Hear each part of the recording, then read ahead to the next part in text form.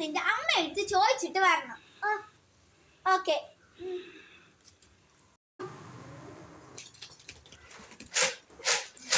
അമ്മേ, നമ്മൾ മൂന്നുപേരും തമ്മിൽ എന്താണ് ബന്ധം?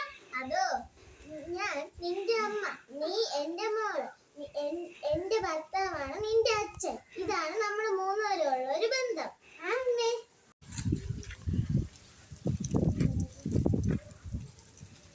Good morning teacher.